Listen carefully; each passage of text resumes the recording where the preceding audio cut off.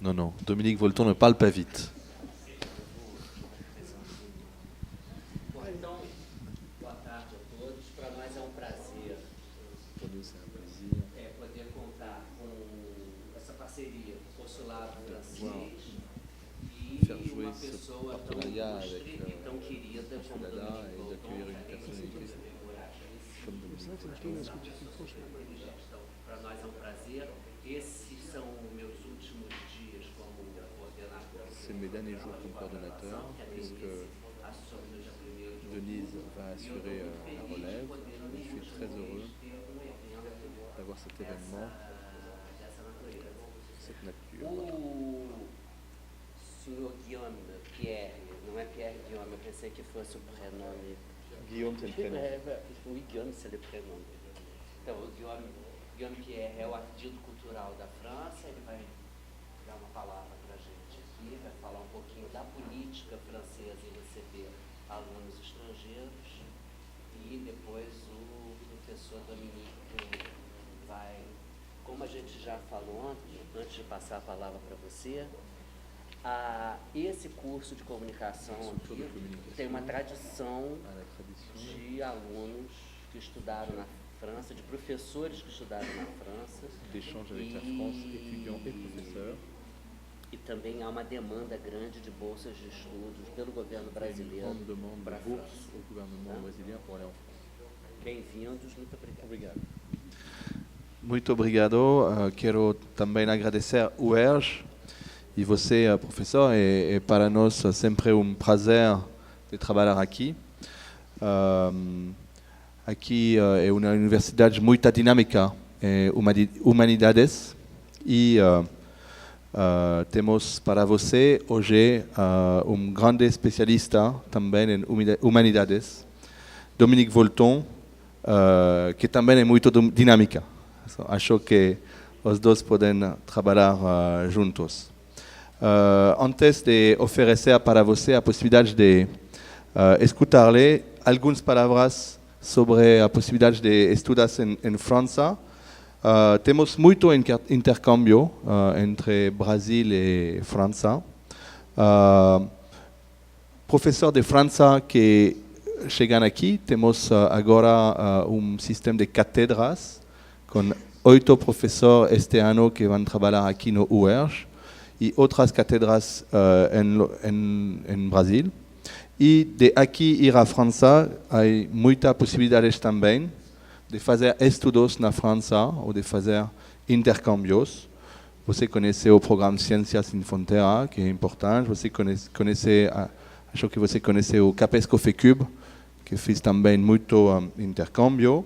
E queremos desenvolver todos estes sistemas para que mais brasileiros possam ir à França. Acho que temos sistema acadêmico de alto nível em nosso país, pouco diferente de outros países com muitas universidades que não estão mais grandes, mas que estão de grande qualidade e para nós é orgulho de ter este sistema. É sistema dentro de que temos de 15 a 20% de estudos estrangeiros.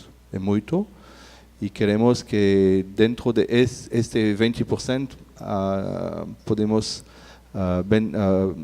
ter muitos mais brasileiros, se possível. Ir em França para você pode ser uma experiência excepcional, é uma experiência acadêmica. Você, Ricardo Freitas, por exemplo, fez estudos em França, mas muitos outros professores e pesquisadores do Brasil, e acho que foi bom para você. Pode ser também uma experiência profissional de qualidade. França aqui é muito trabalho. França aqui representa 500 empregos e 500.000 empregos. É verdade que brasileiro que pode fazer estudos na França é mais fácil de trabalhar dentro de uma empresa francesa aqui. Uma experiência acadêmica, uma experiência profissional e também uma experiência pessoal, porque acho que temos, como você, aqui no Brasil, um país fantástico também. Você pode ter mais informação sobre estudos em França em um papel que j'ai perdu aqui, que vamos a colocar aqui. E a semana que vem há um encontro para estudos que será a segunda-feira a Copacabana Palace, Sofitel Copacabana, segunda-feira, a semana que vem, e no Barra, terça-feira. Encontro para estudar em outros países, para estudantes brasileiros. Desculpe por o português, mas quero mostrar que é possível para me falar português e será possível para vocês, se vão em França, de aprender francês também e falar francês bem. Muito obrigado e agora o prazer será de a palavra a Dominique Volton. Segunda-feira de tarde, de 3 a 20.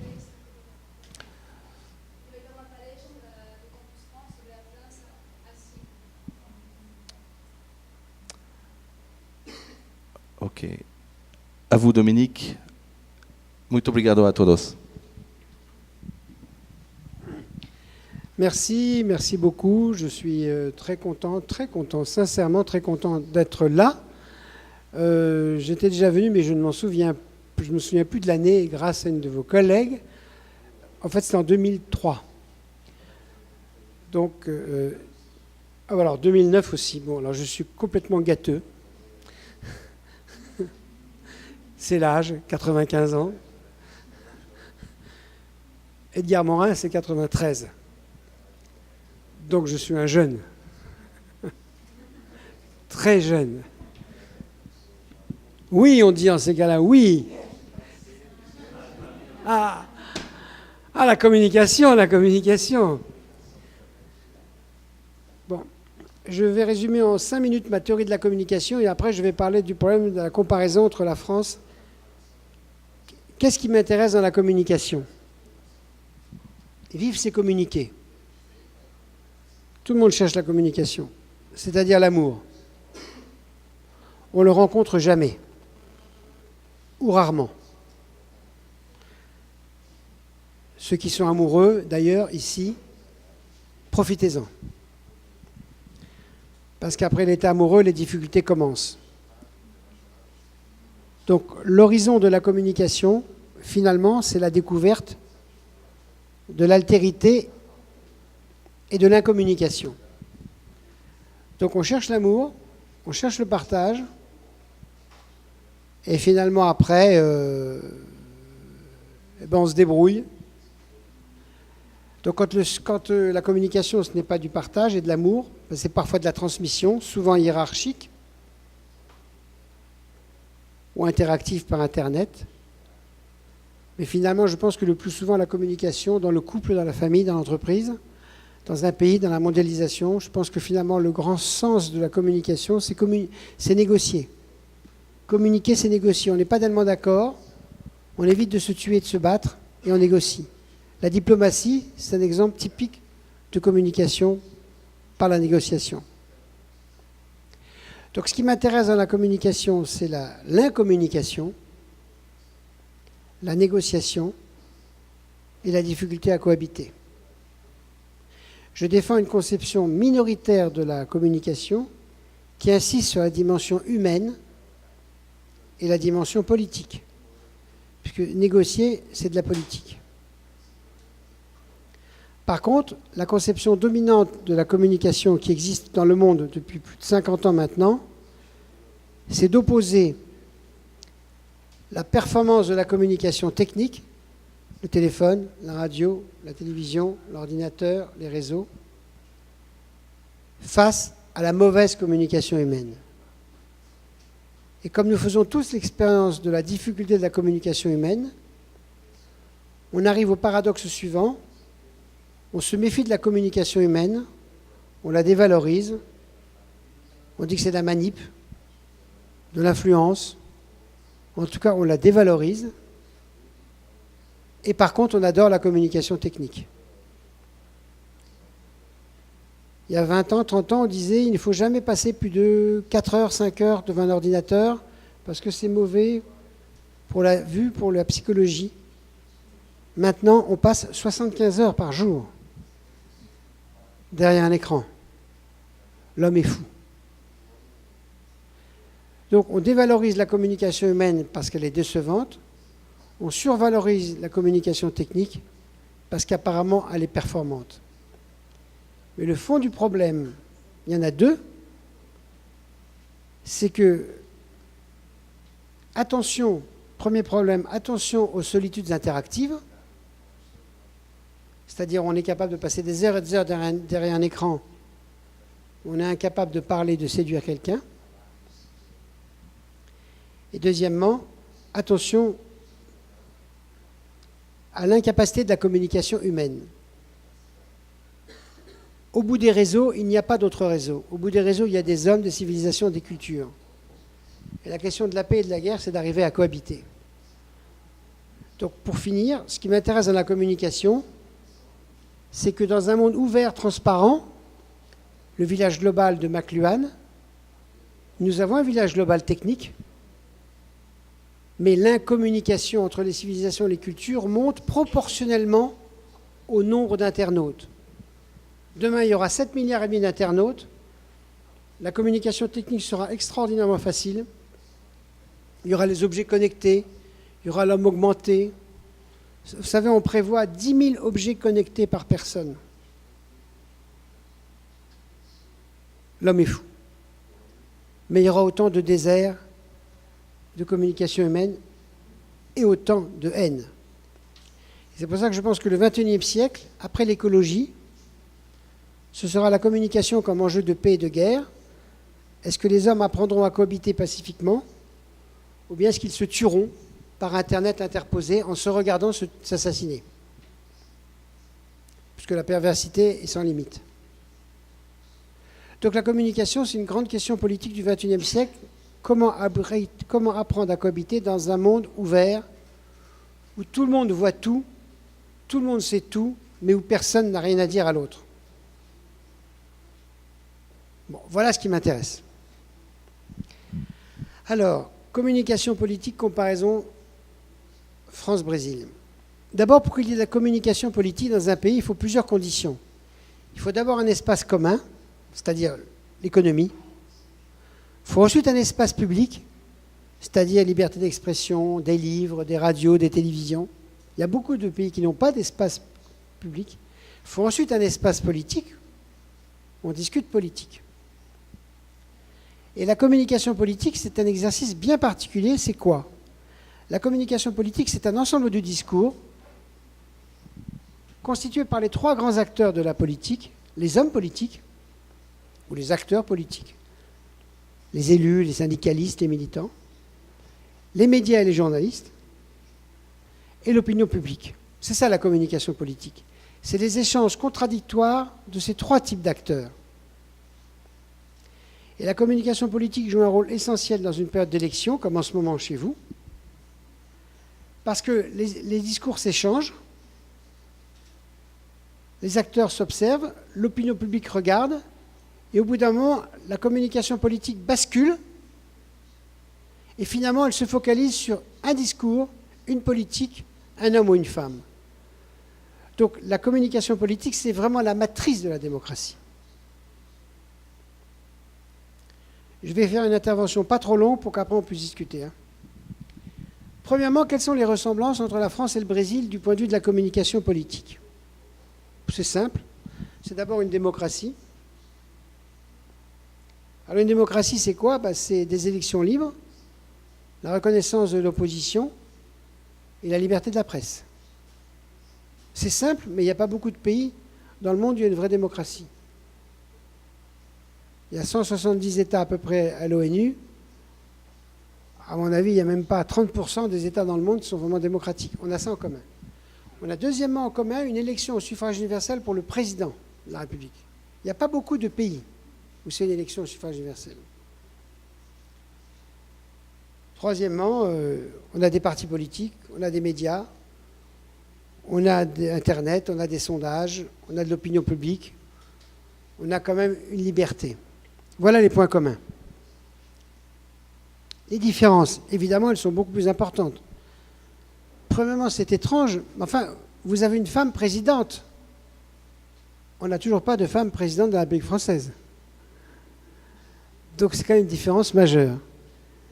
Deuxièmement, la taille du pays, la population. 66 millions en France, 200 millions ici. Troisièmement, un pays multiculturel pour le Brésil. Certes, un peu multiculturel en France, mais beaucoup moins. Un pays fédéral ici, une république très unifiée en France. Une démocratie très neuve au Brésil. Une démocratie plus ancienne en France, on considère la France 1875, avec l'avènement de la Troisième République. Des inégalités de richesse plus fortes ici qu'en France.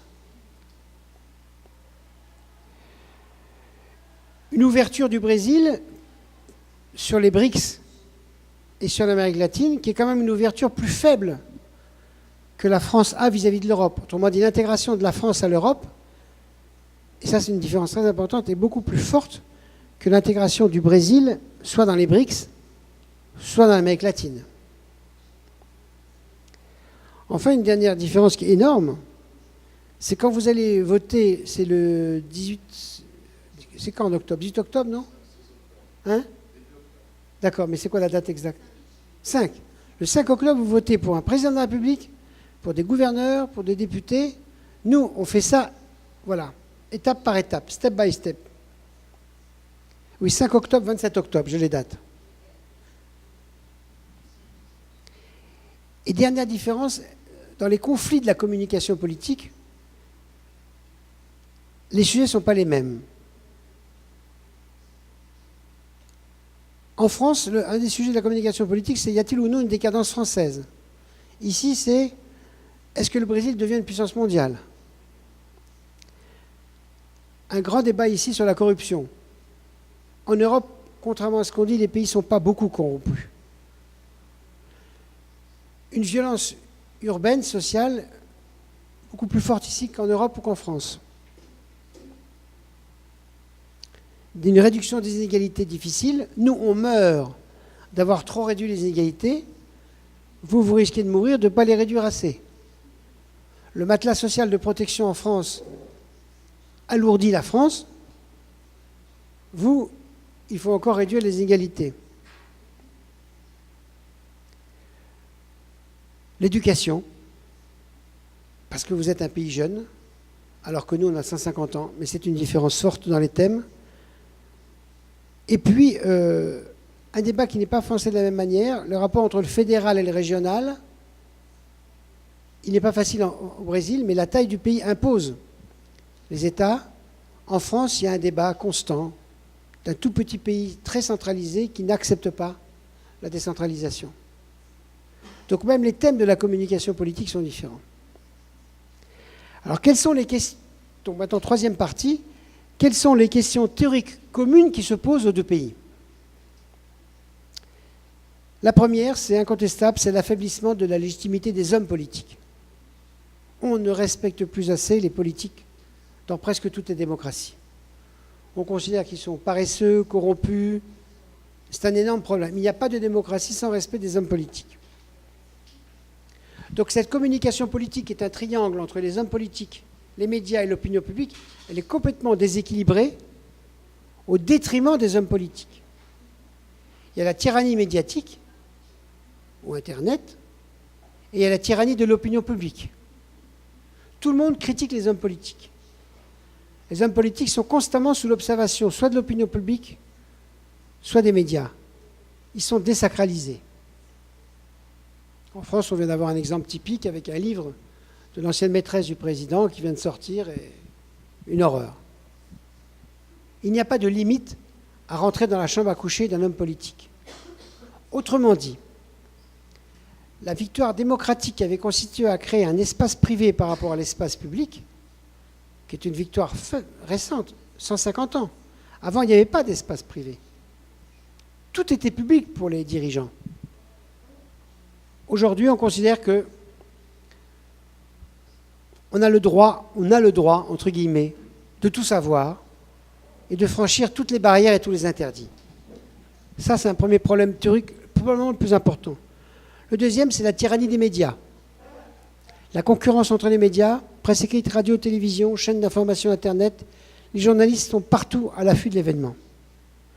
Troisième problème commun, le scepticisme de l'opinion publique. Dévalorisation de la politique. Quatrième problème commun, la rupture entre les élites et le reste de la société. Les élites ne comprennent plus le peuple et réciproquement. Cinquième problème commun, que faire de la mondialisation? Comment domestiquer la mondialisation? Comment être dans la mondialisation en ne perdant pas son identité?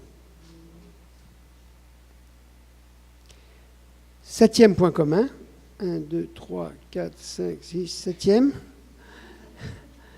le décalage énorme entre la vitesse de l'information et la lenteur de la communication. L'information va très vite par la radio, la télévision, Internet, mais la communication, la compréhension, la tolérance va très lentement. Et la contradiction va être de plus en plus forte. Huitième problème commun, l'éclatement du concept d'information. L'information veut dire aujourd'hui des choses complètement différentes. Moi, je distingue 5 choses, 5 sens dans l'information.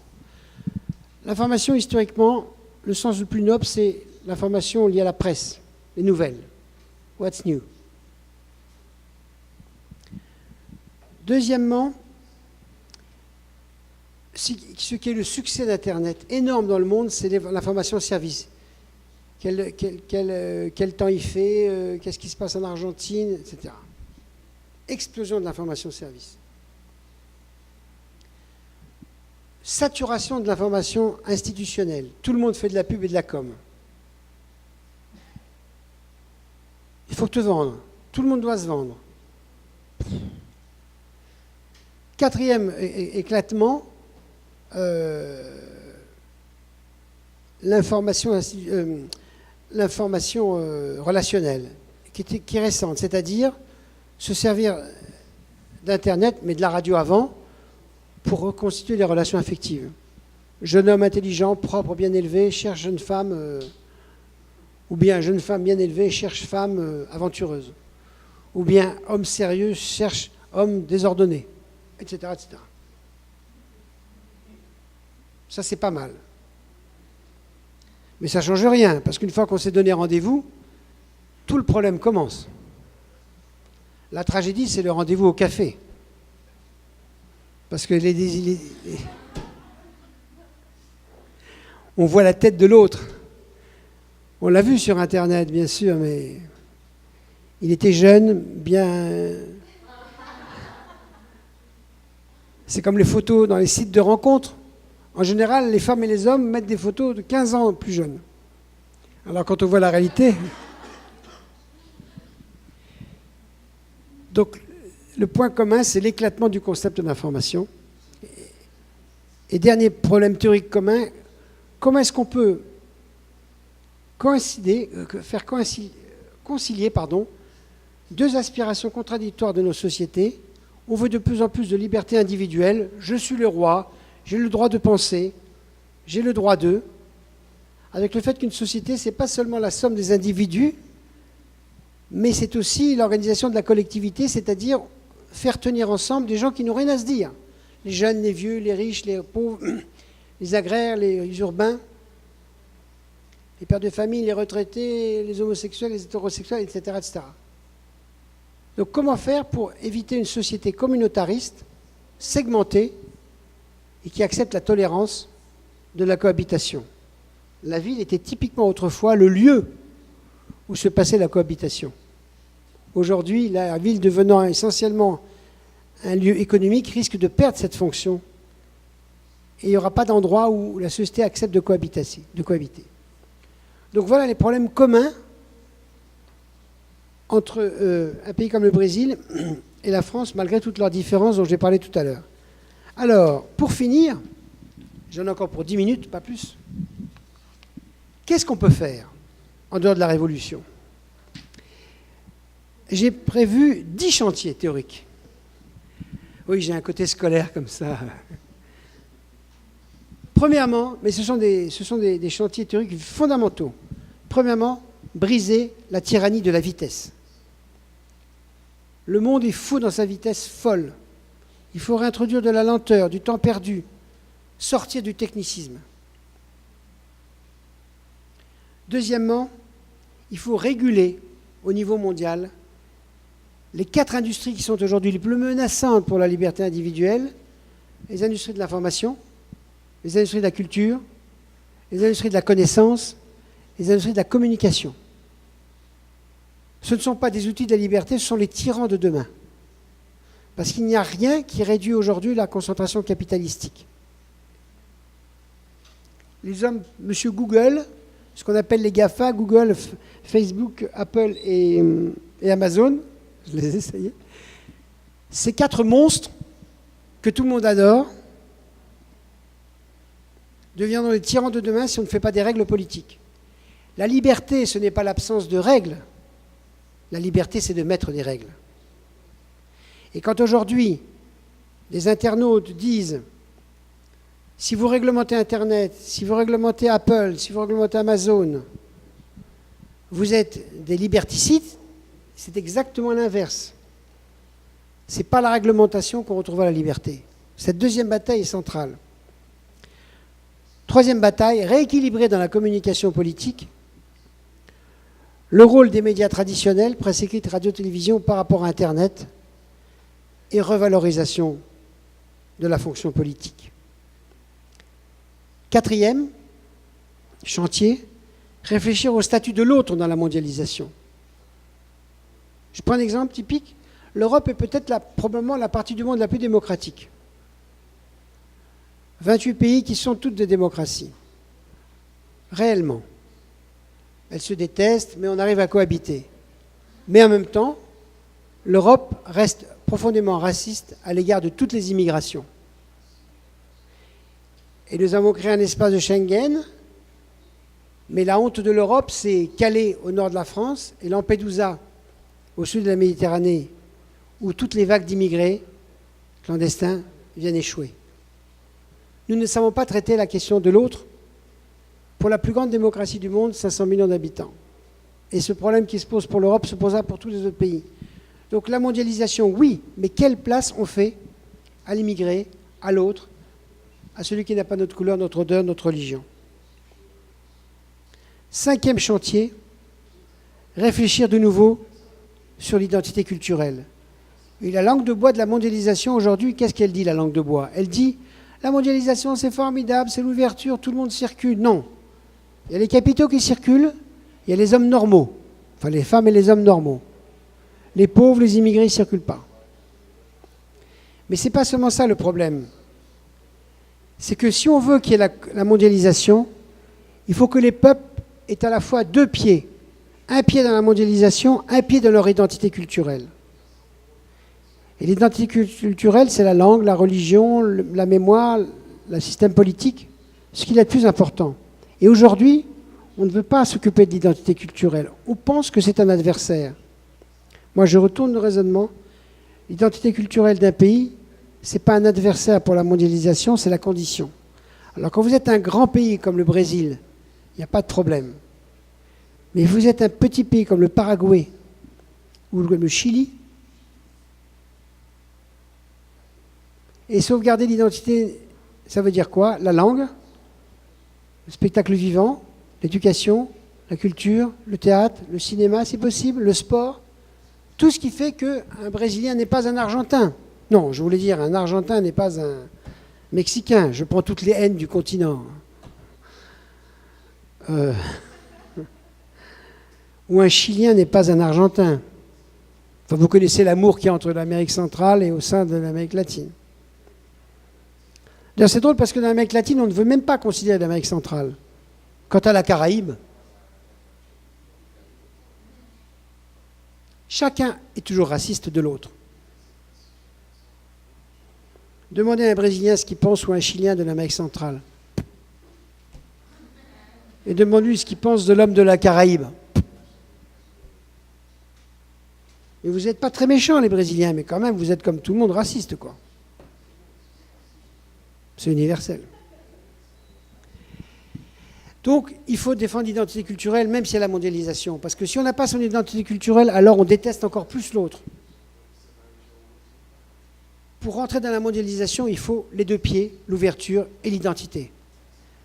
Et défendre l'identité culturelle, ce n'est pas conservateur, ce n'est pas archaïque, c'est la condition de l'ouverture. 6e chantier à ouvrir, et là c'est un boulevard pour vous, c'est-à-dire dans la grande bataille des langues mondiales, l'énorme avantage de l'Amérique latine, c'est que vous n'avez que 2 langues, le brésilien et l'espagnol, 2 langues romanes. Ça veut dire que vous appartenez de plein pied à 500 millions dans les langues romanes. Et les langues romanes, auxquelles appartient le français, etc., le roumain, c'est 900 millions d'habitants dans le monde. Donc ça veut dire que du point de vue de l'identité culturelle et de la diversité culturelle, la chance qu'a l'Amérique latine, c'est qu'elle est de plein pied dans les langues romanes. Je n'ai jamais entendu un écrivain, un chercheur d'Amérique latine revendiquer les langues romanes, et encore moins politique. Je sais que vous vous engueulez tout le temps sur San Martín et Bolivar, on s'en fout. Tant que vous vous disputez sur Bolivar et San Martín, c'est le bonheur, quoi. Par rapport aux 100 millions de morts des guerres mondiales en Europe. Donc, vous avez un avantage énorme, c'est réfléchir sur les langues romanes, faire le lien avec les langues romanes dans le monde. Il y a des hispaniques, il y a beaucoup de langues espagnoles. Non, il y a un peu de langue espagnole hors de l'Amérique latine. Il y a beaucoup de portugais hors de l'Amérique latine. Donc ça, c'est très intéressant. 7e combat théorique à mener, réfléchir sur la différence entre information et communication. Bien sûr, dans la réalité, les deux sont liés, mais ce n'est pas du tout la même définition théorique. L'information, c'est le message, quel qu'il soit. Une photo, une image, une donnée. La communication, c'est la relation, c'est beaucoup plus compliqué, même si les deux sont liés. Le XXIe siècle, c'est la séparation de l'information et de la communication. Le XXe siècle, c'est le triomphe de l'information. Internet est le symbole, les big data.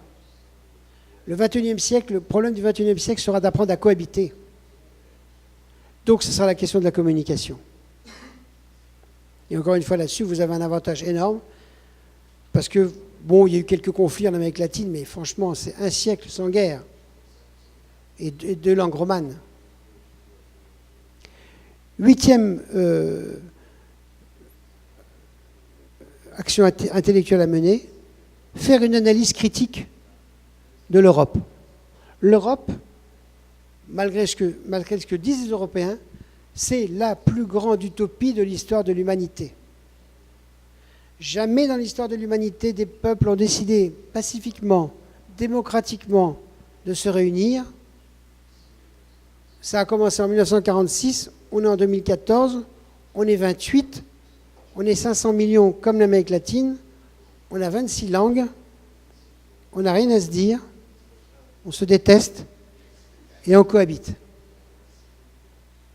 Et il n'y a plus de guerre. Donc la plus grande expérience optimiste du monde, depuis la Deuxième Guerre du monde, c'est l'Europe. Oui, les Européens sont tristes, oui, ils sont gris, comme les voitures et les costumes, mais l'Europe continue malgré la chute du communisme, etc. Donc il y a la même chose à faire pour l'Amérique latine. Pas la même chose que l'Europe, mais inventer une forme de coopération. Par exemple, moi j'aurais bien voulu que dans la crise monétaire et financière horrible de l'Argentine, où les financiers américains ont étranglé l'Argentine, j'aurais bien aimé que Dilma Rousseff, je l'ai bien dit? Bon, presque. Aille voir sa copine, Kirchner, et lui dise « Je vais t'aider ». On n'a rien vu. Mademoiselle Dilma est restée chez elle, et Madame Kirchner a continué à se mettre des mascaras. D'ailleurs, Dilma ferait bien de mettre un peu de mascara.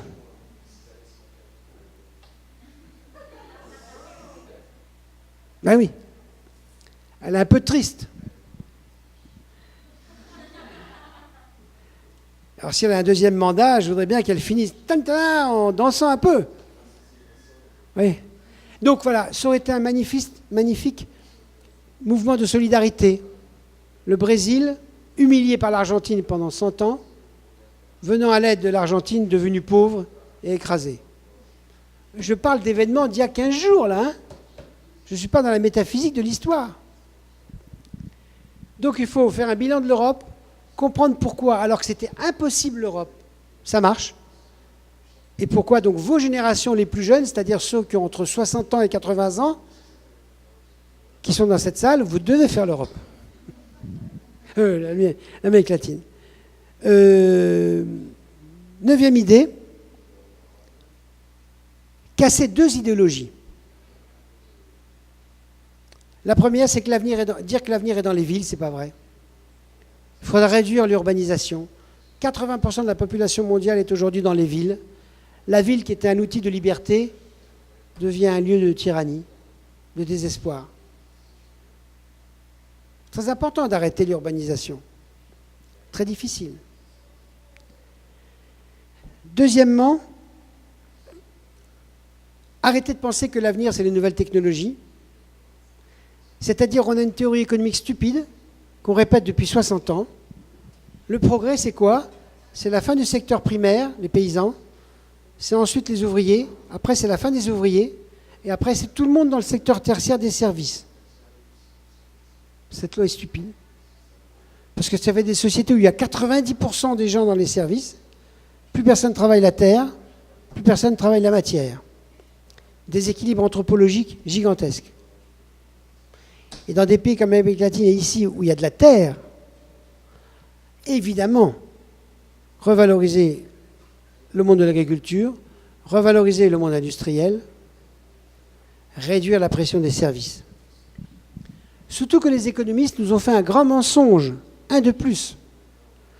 Pendant 30 ans, ils ont dit l'avantage énorme de l'informatique, informatique et Internet, c'est que ça augmente la productivité du travail. Donc c'était le progrès. Tout doucement, les économistes sont en train de dire « Oh, excusez-nous, on s'est trompé. Il n'y a pas d'augmentation de la productivité du travail avec Internet et l'informatique. » Donc on a répété pendant 30 à 40 ans à tous les petits écoliers du monde qu'il fallait absolument plus de paysans, plus d'ouvriers, tout le monde derrière un ordinateur, et puis on s'aperçoit. Et n'oubliez pas le défi de l'informatique, ce sont les solitudes interactives. Vous savez, les gens qui s'envoient des mails d'un bureau à l'autre, mais qui sont incapables de s'embrasser ou de se toucher. Peut-être que l'homme le plus handicapé du monde, sûrement même, c'est l'Américain. L'Américain, il est bodybuildé. Il a 14 anti-odeurs par jour. Quand il s'approche de vous, il fait... Mais dès que vous le touchez... D'ailleurs, il ne faut jamais qu'un homme et une femme soient ensemble dans un ascenseur. Et d'ailleurs, bientôt, jamais 2 hommes ensemble non plus. Et d'ailleurs, non plus jamais 2 femmes ensemble. Donc, ce sont des gens qui sont parfaits physiquement, mais aucune sensualité, aucune odeur, aucun toucher. Et c'est pourtant le modèle américain qui est le modèle mondial.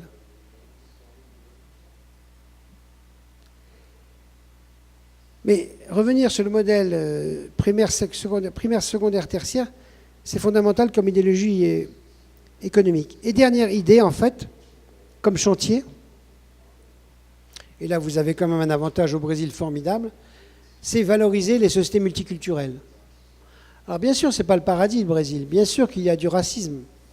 Mais quand même, par rapport à d'autres pays, il y a un peu plus de mélange. Quoique là, il y a beaucoup de blancs encore. Hein. Enfin, on n'est pas dans le nord du Brésil.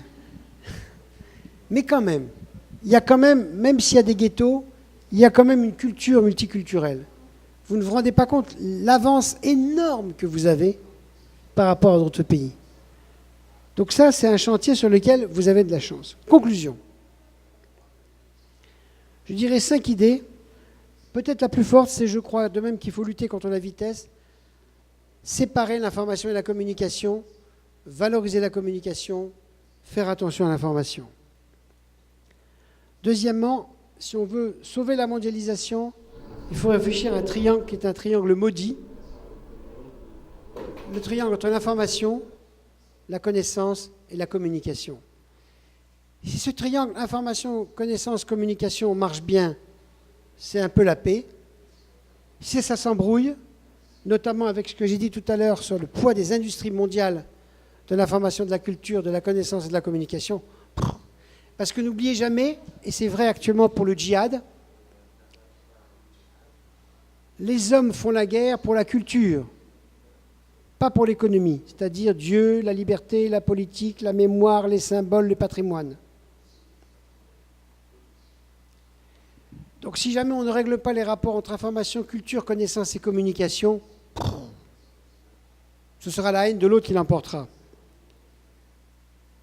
Troisième idée, les problèmes culturels, je l'ai dit, sont plus importants que les problèmes économiques, beaucoup plus importants. Quatrième idée, le XXIe siècle devra résoudre la question de la diversité culturelle et d'inventer un modèle politique de cohabitation culturelle. C'est-à-dire que le concept central du XXIe siècle sera peut-être enfin de mettre un peu en avant la tolérance. Qu'est-ce que c'est la cohabitation? On ne se comprend pas, on n'a rien à se dire, mais on ne se tue pas et on se tolère. Ça a l'air modeste, mais c'est un sacré programme de civilisation. Et dernière chose, s'il y a une idée à retenir de ce que je vais vous dire, c'est la suivante. Dans le monde aujourd'hui, il y a deux philosophies de la communication. Une philosophie largement majoritaire qui croit que la technique va sauver l'homme et qui pense que les enjeux économiques derrière vont GAFA pour aller vite. Théorie largement dominante. Et une théorie minoritaire à laquelle j'appartiens, qui dit que la question de la communication, c'est d'abord une question humaine et pas une question technique, et que c'est d'abord une question politique avant d'être une question économique. Voilà. J'essaie de brosser un tableau des ressemblances et différences entre la communication politique et l'espace politique Brésil-France, de traiter les points communs et de faire la liste des 10 chantiers qui pourraient être faits pour, disons, faire avancer cette réflexion théorique insuffisante qui est qu'il va bien falloir apprendre à cohabiter pacifiquement, même si on n'a rien à se dire. Merci à vous.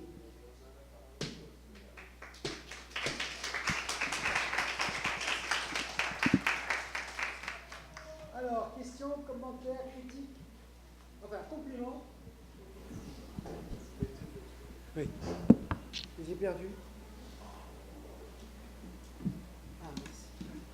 Merci, monsieur.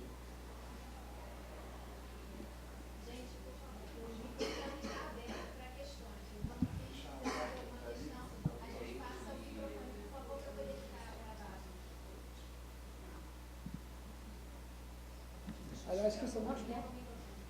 Bah non, je vous en prie.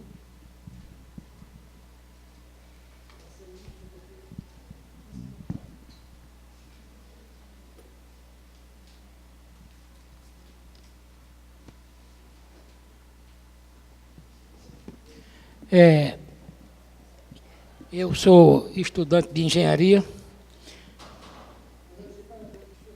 Estou muito feliz por estar aqui presente nesse... Eu sou estudante de engenharia, estou muito feliz por estar aqui presente nessa palestra, porque o tema é extremamente muito importante, que é comunicação e política. Eu vou ser muito breve, porque eu venho de uma geração, eu tenho 65 anos, e venho de uma geração de 45, 50 anos, porque eu tinha 15 anos quando eu estava no Nordeste, e eu fui testemunha ocular de vários fatos políticos inseridos na comunicação, que era o voto de cabresto. O voto de cabresto era uma cultura voltada na política entre os moradores, a população pobre das regiões, e que os coronéis na época, comandava toda a cultura política na época. E eu estou falando isso porque, no seu livro, Elogio do Grande Público, o senhor foi mais explícito na luta de classe. Eu li o seu livro, um pouco o seu livro, gostei muito do seu livro, o primeiro. O primeiro, não sei se é o primeiro, sei que é um dos seus livros.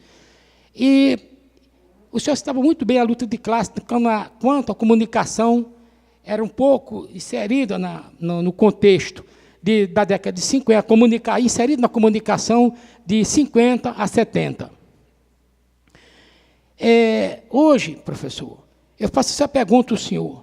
Por que essa grande elite, hoje, com outra abordagem política, econômica, cultural, ela sempre predomina toda a força globalizada no mundo todo? Eu vou dar um exemplo mais brilhante para o senhor, dentro da minha pergunta.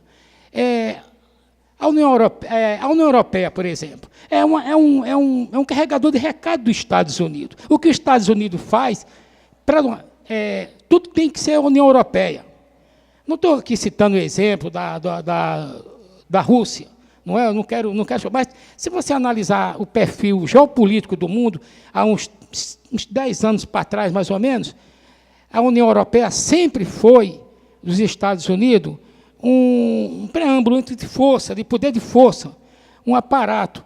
E eu pergunto ao senhor, agora ao senhor, desculpa, eu não estou sendo muito coerente, porque eu sou da área de engenharia, não estou querendo ter vontade de me expressar melhor, mas eu gostaria de perguntar uma coisa ao senhor. Por que essas elites políticas globalizadas, como a própria Alemanha está fazendo com o próprio seu país, lá no centro da União Europeia,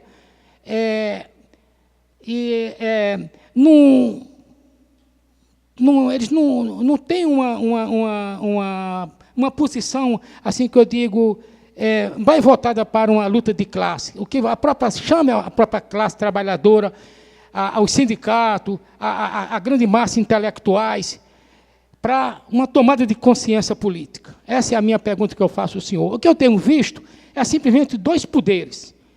Os Estados Unidos representando um capital globalizado e a União Europeia também fortemente representando outro globalizado, inclusive criando conflito com a própria França, a Alemanha. Não vai lembrar da pergunta, está grande demais. Peço desculpa. Não, tem que desculpar nada.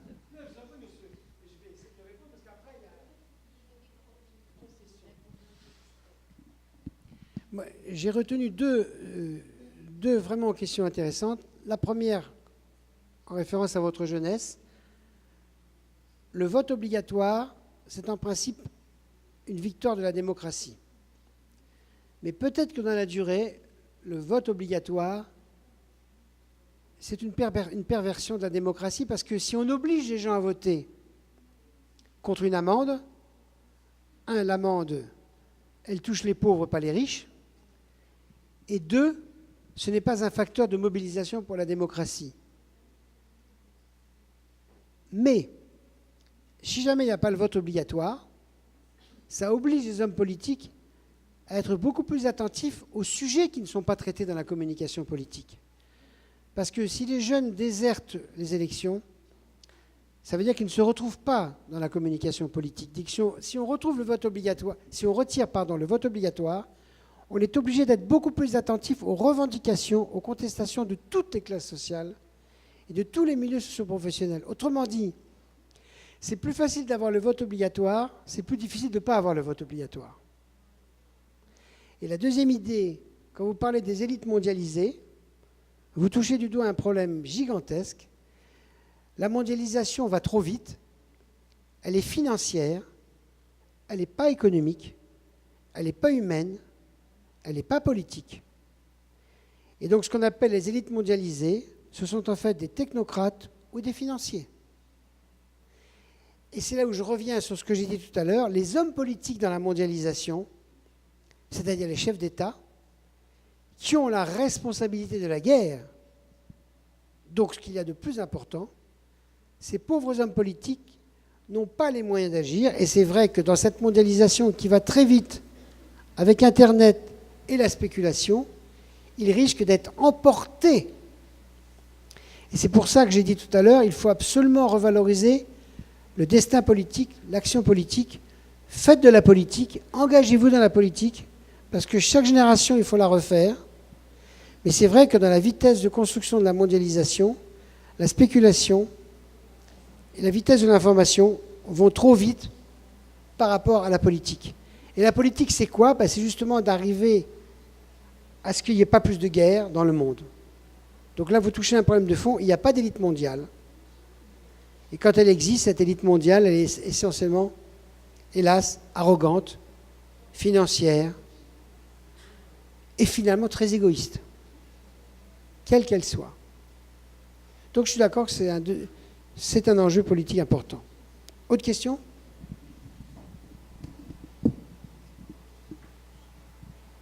Non.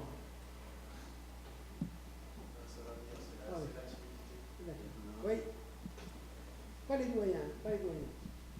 Ah, le doyen, c'est très important. Le monsieur. Bom, eu queria saber um pouco a sua opinião sobre... você falou muitas vezes a palavra comum, a palavra democracia, a palavra opinião pública.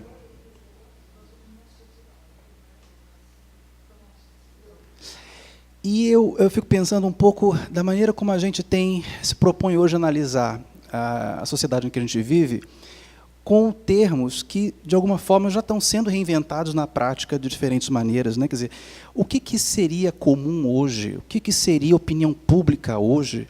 São construtos, né, também. Então, como é que a gente pode pensar uma análise social com termos, com conceitos que, de alguma forma, já não têm o mesmo tipo de sentido e valor, me parece, no momento atual, o que exige, na verdade, um outro tipo de mirada. E eu fico pensando um pouco, a gente não vai necessariamente se destituir desses termos, mas a gente pode talvez pensar um pouco o que eles significam hoje para a gente e como é que isso pode nos ajudar a pensar o nosso momento presente.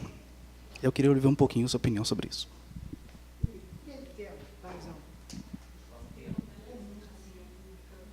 Ah, d'accord. Alors, c'est une superbe question. C'est-à-dire, la question que vous posez, c'est le monde change tellement vite et de manière tellement désordonnée avec la mondialisation qu'il va bien falloir penser la mondialisation et donc repenser ou créer des concepts. C'est sûr. Alors moi, ma réponse, elle est assez modeste.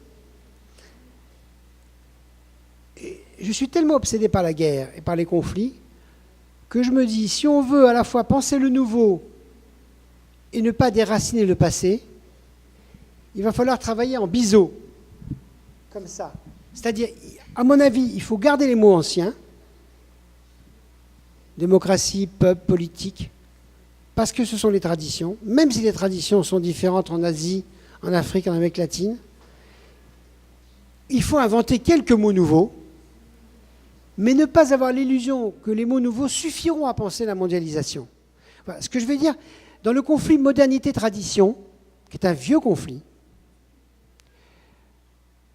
je me méfie de la modernité aujourd'hui. Au XVIIIe et au XIXe siècle, il y avait tellement de traditions que moi, j'aurais sûrement été moderniste pour faire éclater les traditions. Aujourd'hui, début XXIe siècle, il n'y a plus que de la modernité partout.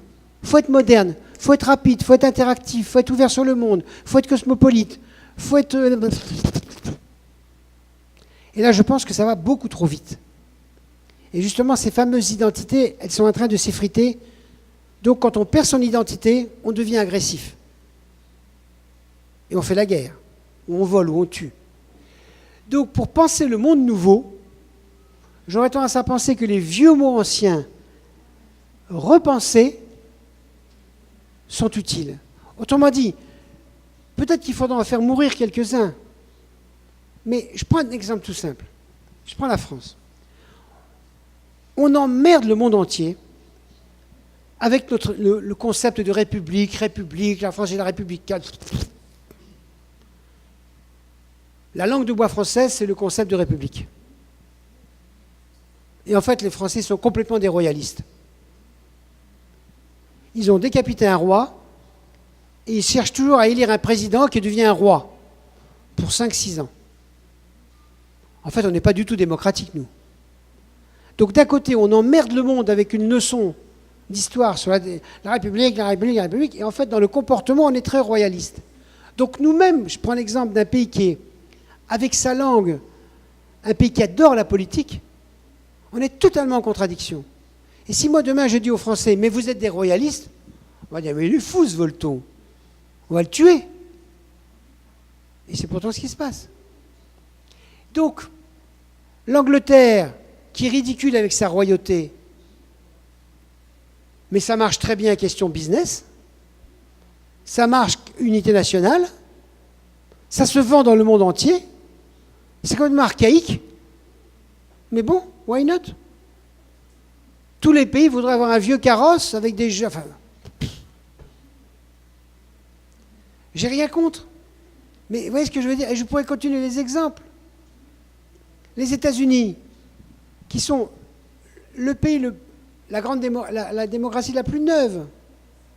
Quand vous allez à Boston, les pauvres Américains, ils pleurent sur les restes des antiquités, c'est-à-dire des restes de bateaux ou de maisons de 1760. Alors que peut penser un Irakien? Moins 5000 ans d'histoire. Ou un Égyptien, moins 3000 ans d'histoire. Quand il voit un fou d'Américain être amoureux d'un morceau de bois du Mayflower. Vous voyez ce que je veux dire, etc. Les exemples sont infinis. Les Russes, ils veulent être complètement dans la modernité. Ils sont en train de se suicider complètement en tuant la mémoire communiste et en tuant toute la mémoire, etc., etc., etc. Donc, quand tout va trop vite, quand tout se déstabilise, modestement, j'ai tendance à penser que les concepts anciens, à condition de les rechecker, parce que ça fait le lien entre les vieux et les jeunes, voilà. Alors, une des folies de nos sociétés, on le sait dans la vie, une société n'existe que s'il y a le lien entre les vieux et les jeunes. Ça fait 50 ans qu'on retire les vieux, et 50 ans qu'on idéalise les jeunes. C'est stupide. Un jeune sans un vieux ne vaut rien, et un vieux sans un jeune s'ennuie. Il faut les faire travailler ensemble, et le plus longtemps possible. Et ça fait des histoires d'amour, comme du respect, de l'apprentissage, etc., etc. Il faut mélanger les choses. Donc oui, il y aura sûrement des mots nouveaux. Mais moi, dans un premier temps, j'ai une réaction de prudence. Voilà. Je ne sais pas si j'ai bien répondu à votre question, mais j'ai essayé d'être honnête avec moi-même. Vous? Mais bien sûr. Il ne manquerait plus que ça. Je vous en prie, c'est vous le roi.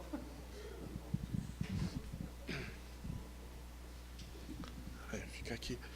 Eu estou vendo os 3 vídeos do Daesh, do Estado Islâmico, ao decapitar os jornalistas 2 americanos e agora um humanitário britânico. Eu estou pensando nisso como comunicação política. Estou vendo que esse projeto está nos falando uma comunicação política na área da mídia, nos encenando 3 assassinatos, e a gente está indo de novo com bombas e com ocupação do Iraque, da Síria. A gente vai se embananar de novo. E que tipo de resposta na área da comunicação política a gente poderia fazer? Qual a maneira mais inteligente a gente pode fazer para enfrentar esse projeto aí de maluco de Estado Islâmico sem as bombas, a ocupação que não vai dar em nada e vai criar ainda mais ódio dos ocidentais?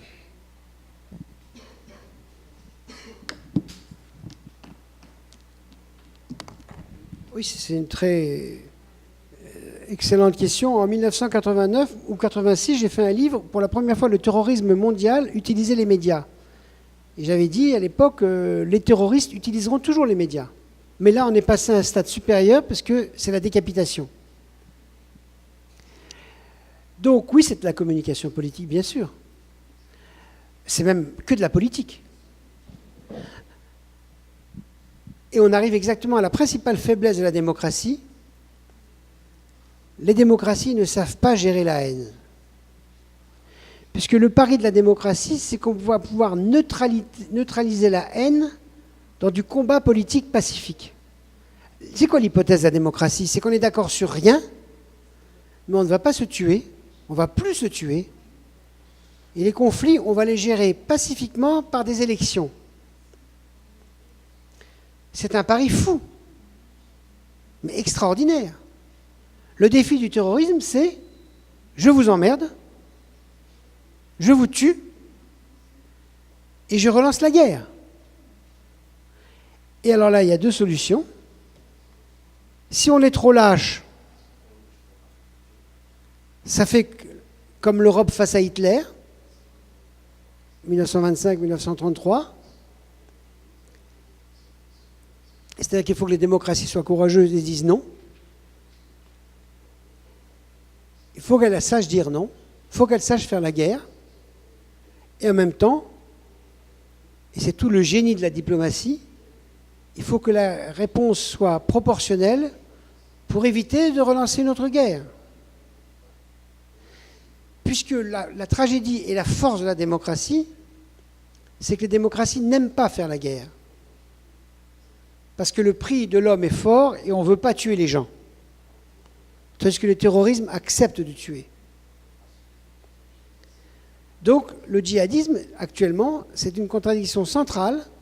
Jusqu'où est-ce qu'on peut provoquer sans réagir? Et à partir de quand il faut réagir? Mais on a la réponse là. Pendant 1 an et demi, 2 ans, on n'a pas bougé. Syrie, Libye, Irak. Et là, il y a une coalition artificielle, mais une coalition quand même. La 3e guerre d'Irak est repartie là. Donc la question, c'est est-ce que la démocratie a eu raison? Est-ce que les démocraties du monde ont eu raison d'attendre 2 ans? Ou est-ce qu'elles ont eu tort? C'est impossible de répondre facilement. Parce que la démocratie ne veut pas la guerre. Et je vous rappelle que quand Hitler, vous êtes en Amérique latine, donc c'est moins violent pour vous, mais pour nous les Européens, quand les chefs d'État ont été à Munich en septembre 1938, pour signer en fait une reddition pacifique devant Hitler, tous les pays d'Europe étaient soulagés, ils étaient persuadés que la paix était sauvée. Et 6 mois après, c'était l'invasion de la Tchécoslovaquie et après de la Pologne. Donc si les démocraties tardent trop, c'est trop tard. Si elles sont trop tôt violentes, elles sont contradictoires avec leurs valeurs. Donc la réponse, là, on l'a. Les démocraties, on a attendu 1 an et demi à peu près, et là on repart dans la guerre. Est-ce qu'on va gagner? Donc, si je puis dire, la question politique, la question théorique qui est posée à votre question, c'est jusqu'où, est-ce que c'est une phrase classique, jusqu'où est-ce que dans une démocratie, on admet les ennemis de la démocratie? Voilà. Et à partir de quand il faut faire la guerre? Par exemple, je donne un exemple très pratique. L'ONU, qui est la plus grande utopie politique du monde, la communauté internationale, tous les États du monde. Le moment le plus utopique chaque année, c'est l'Assemblée générale de l'ONU, où tous les États du monde viennent début septembre à New York. Parce que tout sépare ces peuples, ces États, mais ils acceptent de se parler. Tant que les hommes se parlent, on évite la guerre. C'est pour ça, une fois de plus, que la diplomatie, c'est exceptionnellement important. Mais de temps en temps, c'est trop tard. Donc, la culture de la démocratie qui refuse la guerre, elle doit quand même la préparer. Mais ça ne suffit pas de préparer la guerre avec les armes ou les militaires. Il faut aussi que les opinions publiques veuillent. Et c'est là où c'est très difficile. Donc, c'est une superbe question. Mais la mondialisation se joue aussi dans la capacité à respecter les valeurs démocratiques. Et vous, l'Amérique latine, qui êtes quand même très confortable dans ces problèmes-là, parce que les guerres sont loin de vous, elles ne vous concernent pas directement. Je ne dis pas la même chose pour les États-Unis ou le Canada, mais l'Amérique latine est loin de tout ça. Vous ne pourrez pas rester loin de tout ça un jour.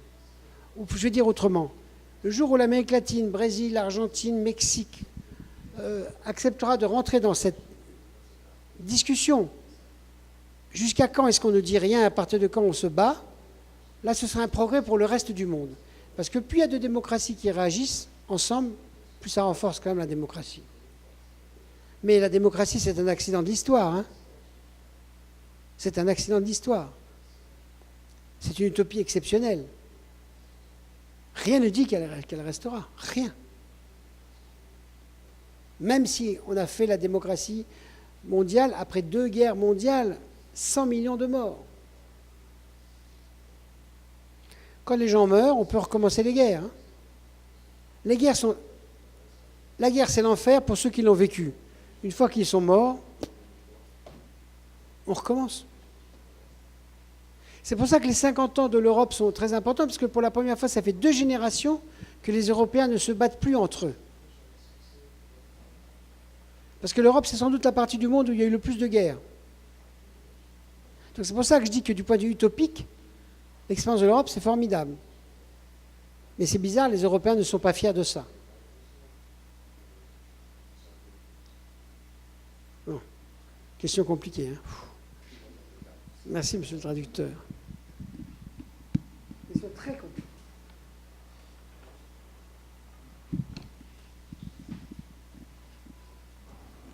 Bom, antes de mais nada, o senhor havia falado se alguém teria um cumprimento também, né? Então, primeiramente, cumprimentá-lo pela brilhante palestra, além de agradecer a sua presença aqui. No nosso programa de pós-graduação em comunicação aqui da UERJ, né, mestrado e doutorado, uma das linhas de pesquisa contempla questões sobre a cidade. É uma linha sobre cultura de massa, cidade e representações sociais. Então, num determinado momento, o senhor se referiu à cidade como um lugar de coabitação. Aliás, opinião com a qual eu concordo totalmente. No entanto, no caso do Rio de Janeiro, por ser talvez a cidade com mais visibilidade internacional do Brasil, a gente tem visto uma tentativa de reinvenção da cidade como plataforma de negócios. Então, a cidade deixa de ser um lugar de coabitação por excelência e passa a ser uma plataforma de negócios, e os mega-eventos que ela tem recebido e vai receber são estratégia importantíssima nessa reconstrução da marca Rio de Janeiro. O senhor vê isso como uma tendência mundial para além do poder da FIFA, do COI, das entidades internacionais?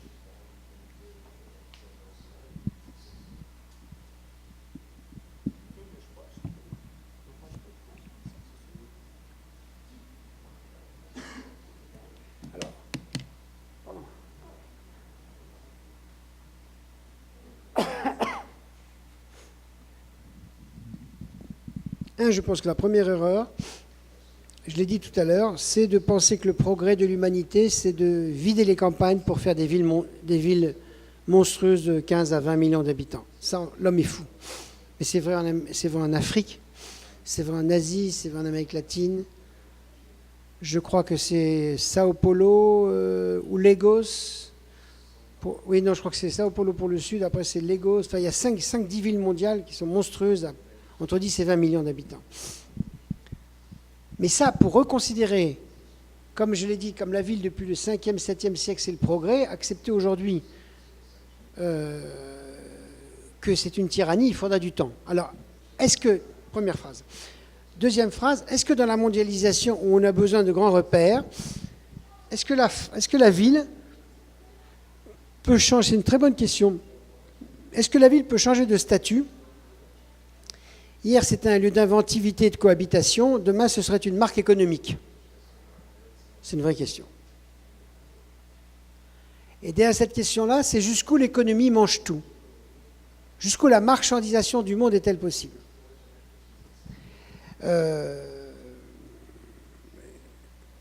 Jusqu'où la marchandisation, et est-ce que la ville peut devenir une marchandise?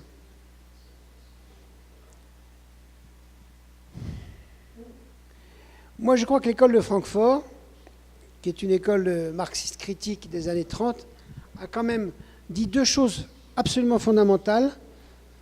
L'avenir du capitalisme, c'est la marchandisation de tout et la rationalisation de tout. Et ça, c'est vrai. Le modèle capitaliste, il est génial, mais tout devient une marchandise. Y compris demain les gènes, le séquençage du génome, etc. C'est vrai. Et en même temps, c'est une perversion.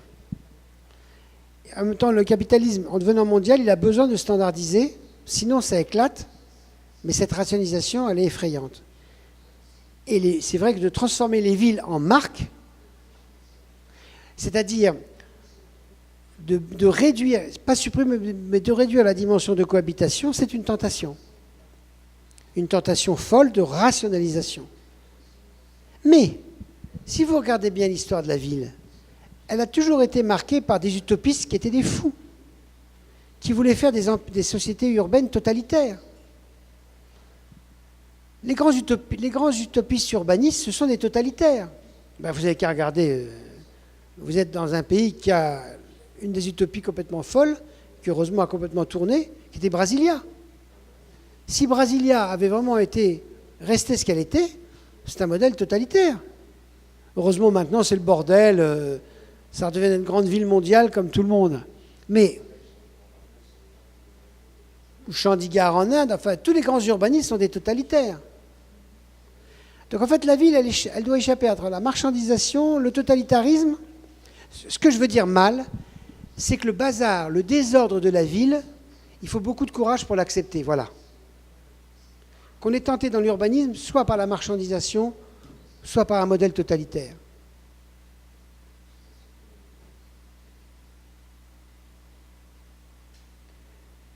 Pour l'instant, il n'y a pas de révolte des urbanistes. Les urbanistes dans le monde sont les alliés objectifs de ça, hélas, de la marchandisation, puisqu'ils sont les vainqueurs. Faire travailler 300 cabinets d'urbanistes pendant 15 ans, c'est le paradis, humainement. Je ne critique pas, mais quand même. Une question qui m'intéresse, dans presque tous les pays, les bâtiments qu'on a construits depuis 1960 sont hideux. Hideux. Partout dans le monde, pour construire un bâtiment, il faut la signature d'un architecte. Pourquoi les architectes ont-ils vendu leurs âmes? Si les professeurs avaient fait ça, si les médecins avaient fait ça, ben non. On ne dit rien aux architectes. Donc c'est vrai qu'entre l'utopie totalitaire et la marchandisation, la marge de manœuvre est limitée. Et une grande ville, c'est toujours une ville qui échappe à l'utopie, bien sûr. C'est une ville désordre. En fait, ce qui est formidable dans l'histoire des villes, depuis Ninive, depuis les premières villes Mésopotamie, c'est quand même moins 4500 ans, les premières villes de l'humanité, c'est quand même Assur et Sumer, c'est la Mésopotamie. C'est que c'était du désordre. La ville, c'est du désordre. Est-ce qu'on peut accepter encore aujourd'hui que c'est du désordre quand ça fait 20 millions? Non. Donc on est coincé. Moi, je crois que c'est le concept même urbain qu'il faut sauver, donc de repenser. Quand les Chinois ont déplacé plus de 350 millions de paysans pour aller dans les grandes villes de Chine, ils préparent la guerre civile en Chine dans 20 ans. Quand dans tous les pays riches, on a fait les barres urbaines sordides, on a préparé les désordres urbains des années 2010. Donc c'est une très bonne question, la ville. Mais pour l'instant, il n'y a pas beaucoup de volonté politique. Hein. Il n'y a pas d'utopie. Il n'y a même pas de romanciers, de poètes qui disent « stop, halt ». Il n'y a pas ça. Il n'y a pas la révolte encore de l'esprit. C'est étrange, hein. C'est une superbe question. Merci.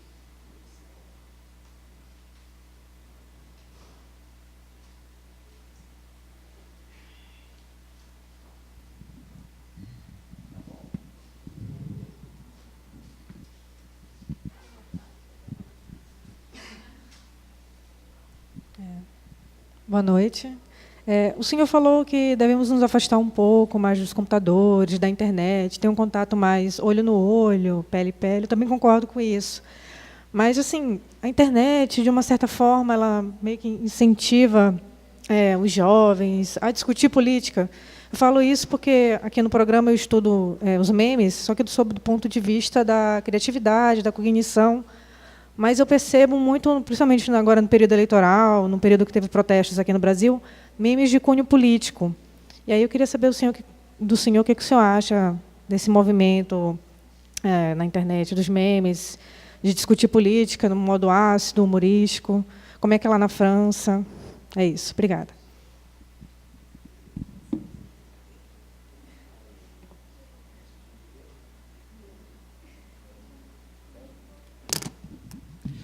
Avantage énorme d'Internet, ça élargit l'espace de l'expression et de la communication. Ça, c'est un avantage énorme. Et ça donne à des jeunes générations qui n'ont pas l'habitude de la lecture la possibilité de parler. Très bien. Quel est le risque? Ce que je disais tout à l'heure, quand je résume en une phrase, si tout le monde s'exprime, qui écoute? Autrement dit, si tout le monde donne son avis sur tout, c'est un progrès. Mais si tout le monde passe son temps à dire son avis, ça suppose qu'on accepte de perdre du temps pour comprendre le point de vue des autres. Et ça, on n'a pas tellement envie. Donc oui, c'est un espace de discussion, mais finalement, c'est un espace de discussion qui, pour être efficace, va finalement réunir des gens qui ont la même manière, je ne dis pas qu'ils pensent la même chose, mais qui ont la même manière de parler de quelque chose. Et donc Internet est à la fois un facteur de communication, mais un facteur de communication qui referme. Et le problème au bout d'un moment de la politique, ce n'est pas de discuter de la politique, c'est de faire de la politique. Autrement dit, la question de la politique chaque génération, c'est qu'il faut recréer des militants.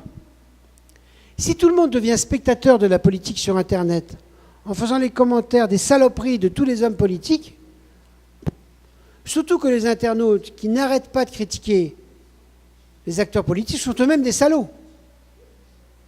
Un internaute n'est pas virtuel. Ben oui, un internaute n'est pas un homme vertueux. Un internaute n'est pas un homme bon, ni une femme bonne. C'est un salaud comme tous les autres. Donc c'est un peu facile de dire vous êtes tous des pourris sans regarder qu'on est soi-même pourris. Donc moi je suis pour Internet dans la communication politique, mais à condition de le laisser à un endroit de sa place. Et le problème politique, ce n'est pas de dire ce qu'on pense de la politique, c'est de faire de la politique.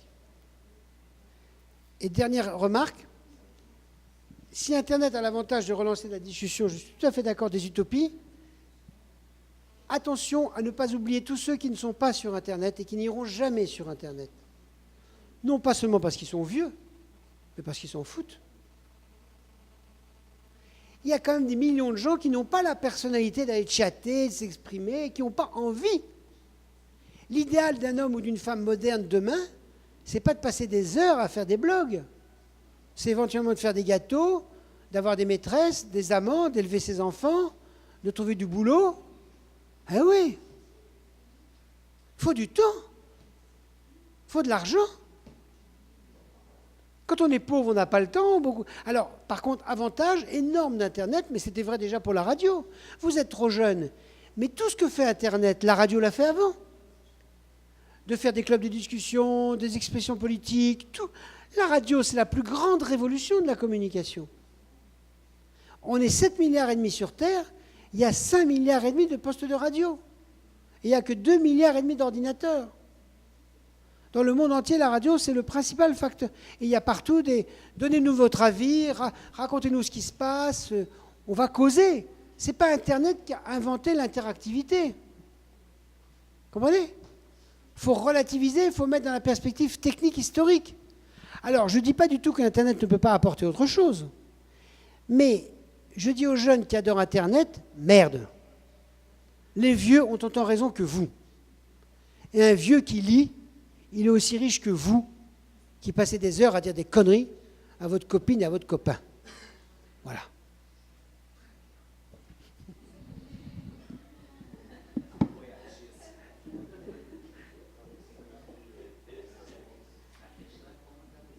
Il y a une publicité en français qui est formidable, qui est « Attention, c'est pour Canada Dry, mais à mon avis, elle est mondiale, la publicité maintenant, c'est oui, mais à consommer avec modération. Eh bien, Internet, oui, bien sûr, mais à consommer avec modération. Si vous voulez, c'est tellement séduisant, c'est tellement formidable, et c'est tellement décevant, la communication humaine. C'est ça qui m'intéresse. C'est que tout sur Internet est facile, tout est agréable, tout est libre, tout est ludique, on peut tout dire. Mais après, pour caresser quelqu'un, c'est monstrueusement compliqué. Pour passer 3 heures avec quelqu'un, ne pas s'ennuyer, dormir avec lui, le retrouver le matin, faire la vaisselle, c'est très très compliqué. Élever des enfants, faire le ménage. Oui. Et l'épaisseur de la vie, elle est pourtant dans le ménage, vous voyez ce que je veux dire, acheter les produits et tout ça. Donc moi je suis pour Internet, pour tout ce qui peut débloquer les utopies, la liberté, mais Artung. Et ça va quand on est dans un même pays, mais alors quand on est sur Internet avec Singapour, l'Australie, la Birmanie ou le Qatar, c'est quoi la communication avec un Qatari? Avec la femme voilée jusque-là? La femme qui est complètement bâchée?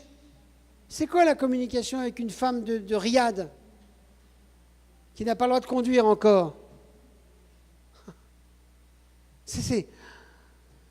Et quand vous prenez au fin fond de la forêt amazonienne ou de la forêt du Congo, et c'est quoi là? Ouais,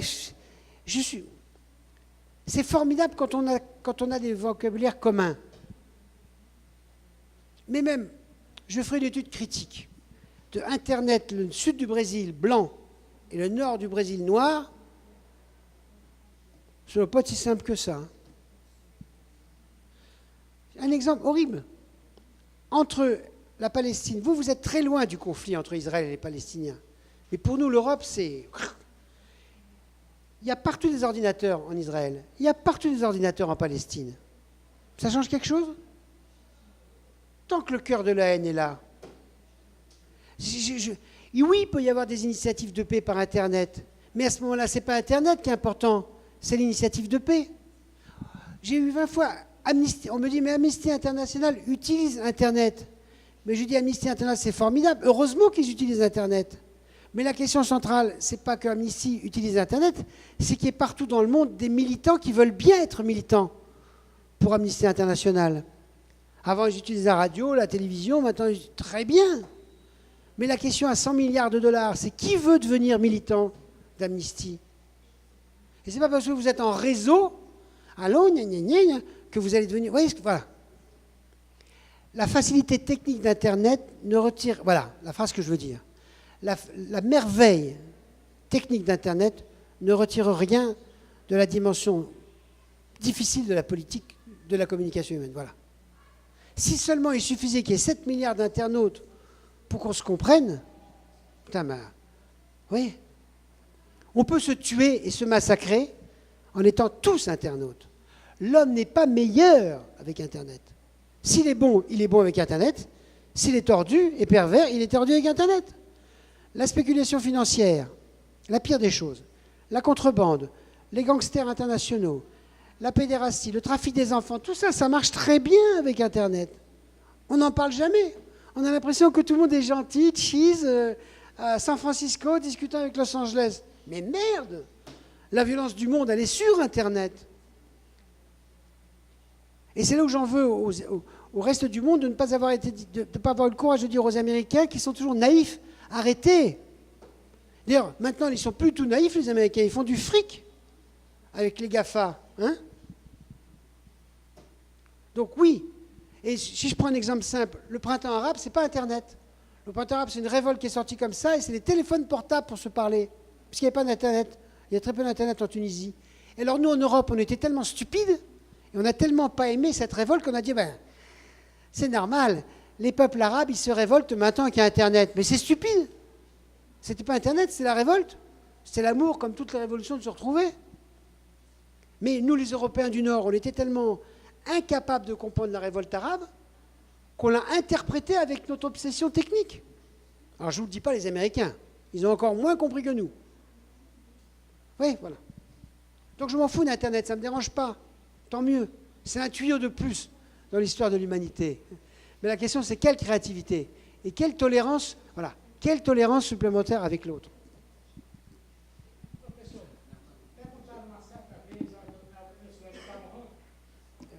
Une minute. Hein.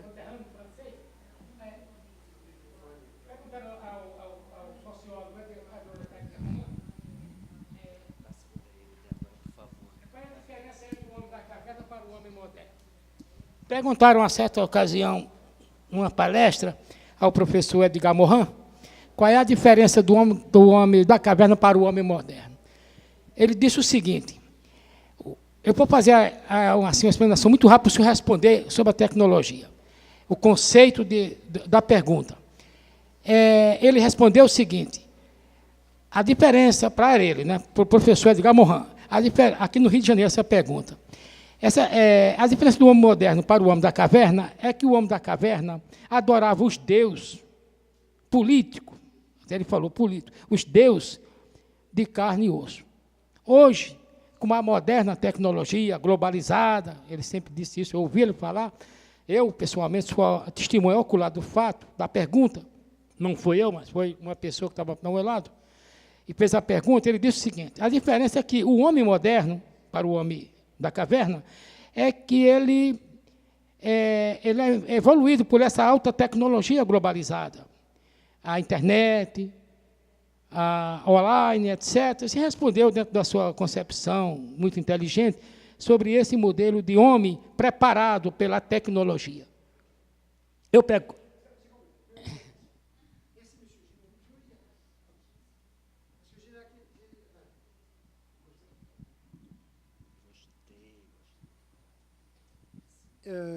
Le progrès, c'est la suite du raisonnement d'Edgar Morin, le progrès, c'est l'abstraction. Par exemple, je ne sais pas comment la communication politique, c'était de l'homme de Néandertal, mais ce qui est vrai que si on voit le progrès de l'humanité en politique, c'est qu'on a accepté de plus en plus l'abstraction. Nous, dans une démocratie, il n'y a plus de roi, il n'y a plus de représentants de Dieu. Il n'y a ni Dieu ni roi. Il y a une volonté politique. Et la question qui est intéressante derrière, jusqu'où est-ce qu'on peut vivre dans l'abstraction sans présence physique de l'autre? Et la question qui m'intéresse au travers Internet, comme au travers la mondialisation de l'information et de la démocratie, c'est jusqu'où est-ce que l'abstraction est un progrès? À partir de quand il faudra réintroduire de l'expérience physique?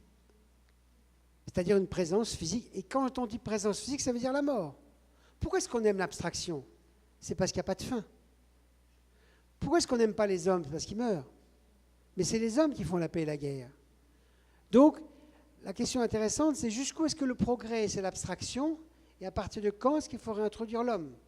L'homme avec la mort, avec pas la mort de la guerre, mais la mort de sa propre mort.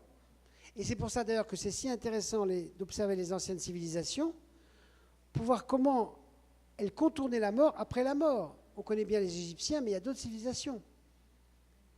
Et l'avantage de l'abstraction, c'est qu'on supprime la question de la mort, puisqu'on est dans l'abstrait. Mais jusqu'où? Je n'ai pas de réponse. Mais peut-être qu'anthropologiquement, l'homme ne peut pas être totalement dans l'abstraction. Et c'est pour ça qu'Internet et tout ça, ça plaît tellement, parce qu'il n'y a plus de réalité. D'ailleurs, on parle de cloud, tout est dans les nuages. Il est extraordinaire ce mot cloud. On est dans les nuages. Everybody's floating. Mais on meurt quand même. Donc on ne peut pas rester dans les... On n'est pas éternel.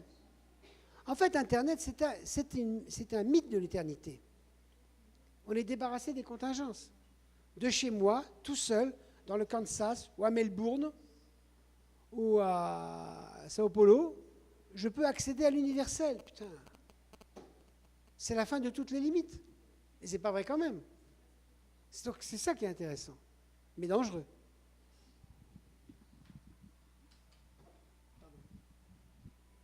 Então,